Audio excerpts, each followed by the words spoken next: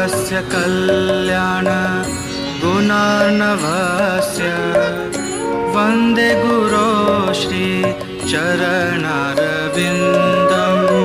प्राप्तस्य कल्याण गुणार्णवस्य वन्दे गुरो श्री चरणारविन्दम्। प्राप्तस्य कल्याण गुणार्णवस्य वन्दे गुरो श्री चरणारविन्दम्।